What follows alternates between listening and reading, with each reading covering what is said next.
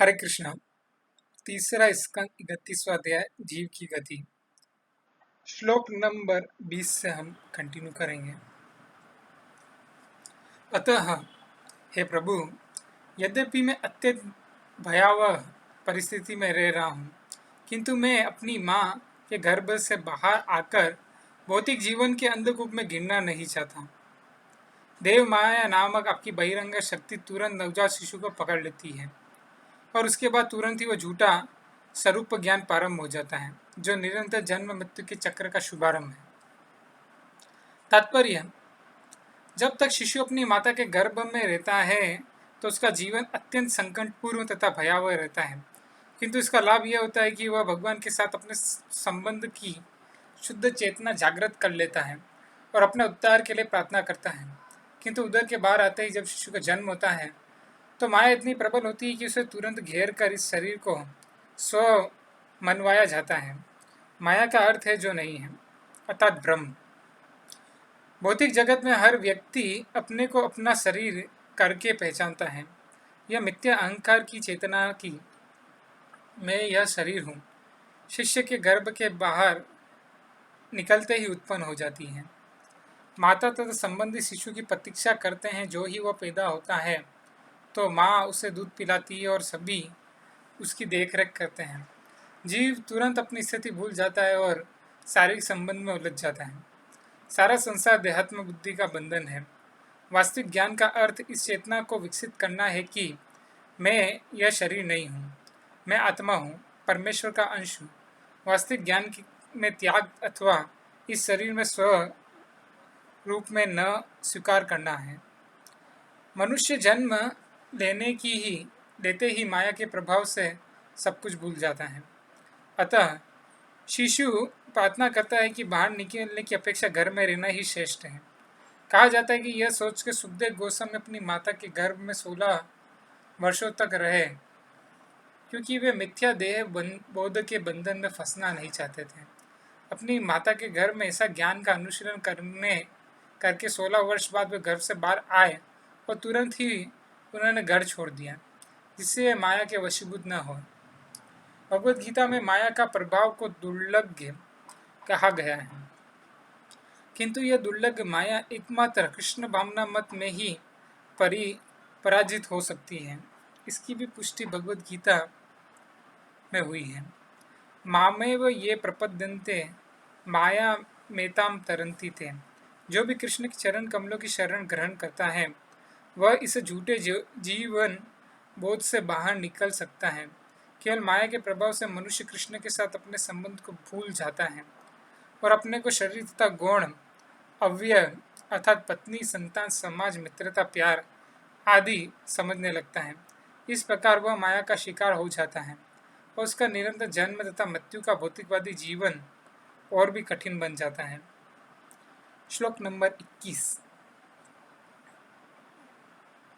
अतः और अधिक शुद्ध न होकर मैं अपने मित्र विशुद्ध चेतना की सहायता से अज्ञान के अंधकार से अपना उद्धार करूंगा।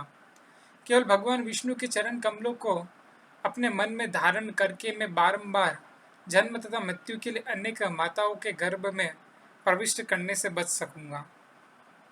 तात्पर्य: संसार के कष्ट उसी दिन से प्रारंभ हो जाते हैं जब आत्मा माता तथा पिता के रज तथा शुक्र के में शरण प्राप्त करता है, और ये कष्ट माता के गर्भ से निकलने के बाद तथा उनके भी आगे चलते रहते हैं।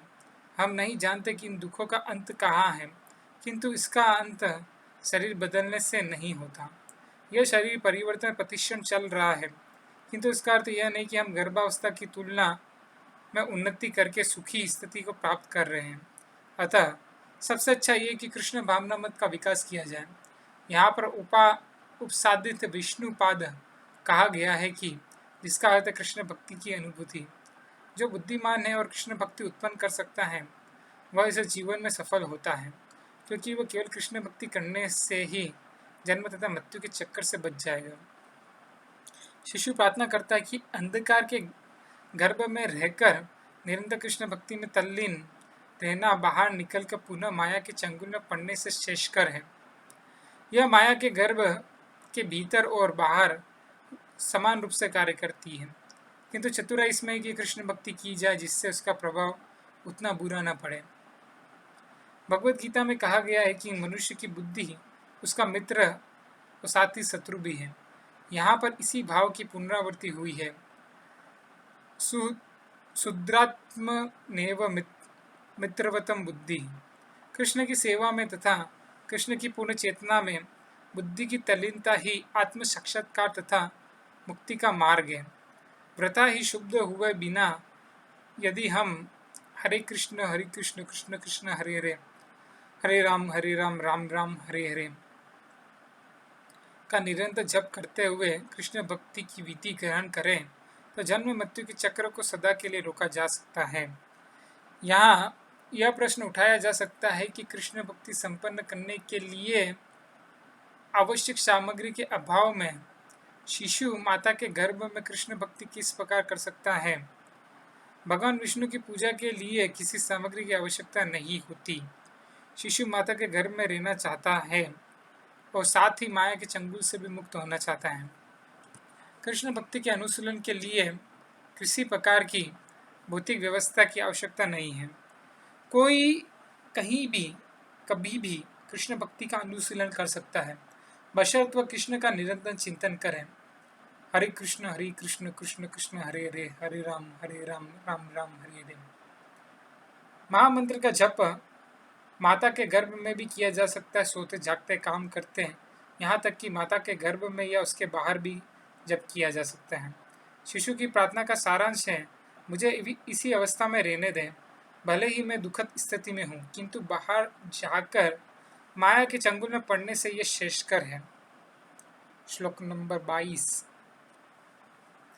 भगवान कपिल ने कहा, अभी तक गर्भ में स्थित इस 10 मास के जीव की भी ऐसी कामनाएं होती है, किंतु जब वह भगवान की स्तुति करता है तभी प्रसूति काल में वायु ओढ़े मुंह पड़े हुए उस शिशु के बाहर की ओर धकेलती है जिससे वह जन्म ले सके। श्लोक नंबर 23। वायु द्वारा सहसा नीचे की ओर धकेला जाकर अत्यंत कठिन से सर के बल श्वास रहित तथा तीव्र वेदना के कारण स्मृति से विहीन होकर शिशु बाहर आता है। तात्पर्य, कच्छेण शब्द का अभिप्राय है अत्यंत कठिनाई के साथ जब शिशु संकीर्ण मार्ग से होकर गर्भ के बाहर निकलता है तो भारी दबाव के कारण श्वास पूर्णतः रुक जाती है और वेदना के कारण शिशु अपनी स्मृति खो देता है। कभी कभी इतनी पीड़ा होती है कि मृत तथा मृतप्राय शिशु जन्मता है। प्रसव पीड़ा की कल्पना की जा सकती है। शिशु उस विकट परिस्थिति में 10 मास तक गर्भ के भीतर रहता है और 10 मास बाद वह बलपूर्वक बाहर कर दिया जाता है। भगवत गीता में भगवान संकेत करते हैं कि जो आध्यात्मिक चेतना में प्रगति करने के लिए उपयुक्त है उसे जन्म मृत्यु रोग तथा जरा इन 4 पीड़ाओं का विचार करना चाहिए। भौतिकवादी भले ही अनेक प्रकार की प्रगति कर लें, किंतु वो संसार की इन 4 प्रकार के कष्टों को रोकने में पूर्णतः असमर्थ हैं। अगला श्लोक। इस प्रकार वह शिशु मल तथा रक्त से सना हुआ पृथ्वी पर आ गिरता है और मल से उत्पन्न कीड़े के समान छटपटाता है। उसका श्रेष्ठ ज्ञान नष्ट हो जाता है और वह माया के मोहजाल में विफलता है। हरे कृष्ण।